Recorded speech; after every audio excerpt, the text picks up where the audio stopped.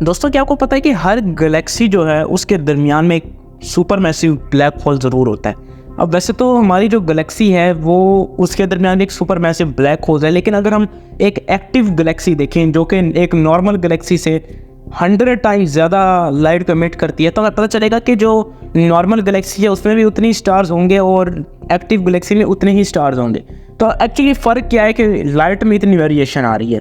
तो जो active galaxies होती हैं उसके बिल्कुल सेंटर में एक सुपर मैसिव ब्लैक होल होता है जो कि नॉर्मल गैलेक्सी से बहुत ज़्यादा पावरफुल होता है और तकरीबन सन से 50 बिलियन टाइम्स ज़्यादा मैसिव होता है। अब ये जो ब्लैक होल होता है ये खुद कोई लाइट एमिट नहीं करता, लेकिन क्या होता है कि जब ये ब्लैक होल कोई मैटर अपने अंदर लेता है तो मैटर इतनी इमेंस प्रेशर के अंदर इतना ज़्यादा गर्म हो जाता है कि वो मैटर जो है वो लाइट एंड हीट में कन्वर्ट हो जाता है और वो एक नॉर्मल गैलेक्सी से 100 टाइम्स ज़्यादा लाइट एमिट करता है। तो दूसरी सबसे मज़ेदार बात यह है कि आप समझते हैं कि अगर मैं आपसे एक सवाल करूं कि हमारे यूनिवर्स का एवरेज टेम्परेचर कितना होगा, यानी कि एवरेज अगर आप टेम्परेचर का सारा निकालें यूनिवर्स का तो वो कितना होगा, तो मुझे लगता है कि 100% लोग जो हैं वो तो यही जवाब देंगे कि जो टेम्परेचर है एवरेज हमारे यूनिवर्स का वो बहुत ही ज़्यादा होगा, मतलब thousands of degrees of centigrade होगा, क्योंकि हमारे यूनिवर्स में स्टार्स हैं, ब्लैक होल्स हैं, क्वेज़र्स हैं जो कि इतनी ज़्यादा हीट एमिट करते हैं। तो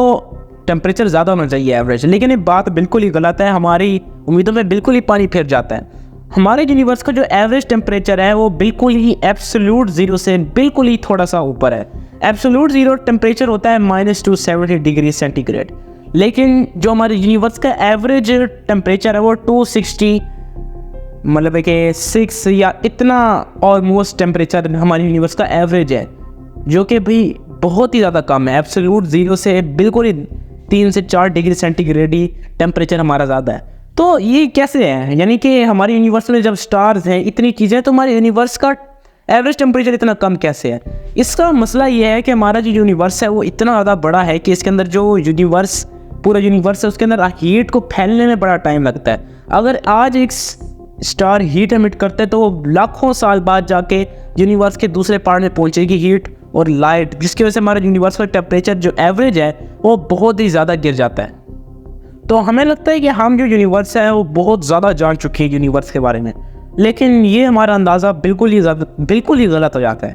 हम आज तक अपना जितना भी यूनिवर्स डिस्कवर कर पाए हैं वो सिर्फ 5% है टोटल यूनिवर्स का, और उसमें से भी अभी बहुत कुछ रहता है। 5% तो सिर्फ विजिबल यूनिवर्स है कि जो हम देख सकते हैं उसको हम डिस्कवर कर सकते हैं। 95% यूनिवर्स है वो इनविजिबल है, दिखता नहीं है। लेकिन इसके पीछे क्या वजह है? देखिए 5% जो तकरीबन है 4.9% जो यूनिवर्स है वो मैटर से बना है, यानी कि एटॉमिक मैटर से बना है, एटम्स पाए जाते हैं उसके अंदर।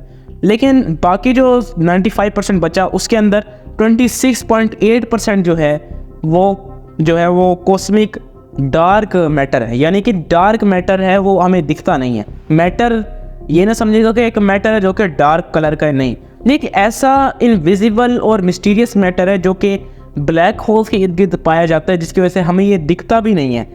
अब साइंटिस्ट एक थ्योरी पेश करते हैं कि ये हमें इसलिए नहीं दिखता क्योंकि ये अपनी ग्रेविटी से ही किसी तरीके से ग्रेविटी को यूज़ करके अपने आप को हाइड कर लेता है, यानी कि वो इस यूनिवर्स में एग्जिस्ट करता है लेकिन हमें नहीं दिखेगा बिल्कुल भी। अब जो बाकी ऑलमोस्ट 68% है वो डार्क एनर्जी है, जो कि वो आप समझ ही रहे हैं कि एनर्जी है कि जैसे कि हमारी हीट एंड लाइट एनर्जी है, वैसे डार्क एनर्जी भी एक एनर्जी है जिसको हम नहीं जानते। अब ये जो दोनों डार्क मैटर और डार्क एनर्जी है ये इतनी मिस्टीरियस है कि ये इस यूनिवर्स में एग्जिस्ट करती हैं, लेकिन एक जगह जहाँ पर एग्जिस्ट करते हैं अगर आप वहाँ से गुजरेंगे तो आपको लगेगा यहाँ कुछ भी नहीं है, यानी कि वहाँ पर आपको एग्जिस्टेंस फील ही नहीं होगी उसकी।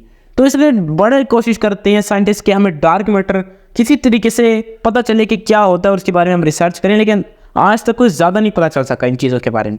तो ये बात है एलियंस की कि हमारे यूनिवर्स में बहुत सारे स्टार्स पाए जाते हैं, बिलियंस ऑफ ट्रिलियंस स्टार्स पाए जाते हैं, लेकिन फिर भी एक स्टार जो है उसके साथ एक सिस्टम ज़रूर होता है। जैसे कि हमारा सन है उसके साथ एक सिस्टम है सोलर सिस्टम, और सोलर सिस्टम में कितने सारे प्लैनेट्स आपको पता है। तो जितने ट्रिलियन स्टार्स हैं उन सब के साथ कोई ना कोई सिस्टम ज़रूर होगा, यानी कि ये समझा जा सकता है कि स्टार से ज़्यादा हमारे यूनिवर्स में प्लैनेट्स हैं। तो जब इतने ज़्यादा प्लैनेट्स हैं तो किसी ना किसी पे तो लाइफ पॉसिबल होगी, और जब लाइफ पॉसिबल होगी तो कहीं ना कहीं तो एलियंस होंगे। अगर हैं एलियंस तो आज तक हमें कैसे नहीं पता चल सका। हमें बहुत सारे अजीब सिग्नल्स मिलते रहते हैं लेकिन उनकी कभी भी तस्दीक नहीं हुई, और कभी भी उनको हमने रिसर्च नहीं की, उसको हम प्रूव नहीं कर सके कि एलियन से सिग्नल्स आए हैं। तो मतलब ये बड़ी अजीब सी बात है। आपको क्या ख्याल है एलियंस के बारे में, कमेंट सेक्शन में ज़रूर बताइएगा। अगली वीडियो में मिलेंगे, तब तक के लिए बाय।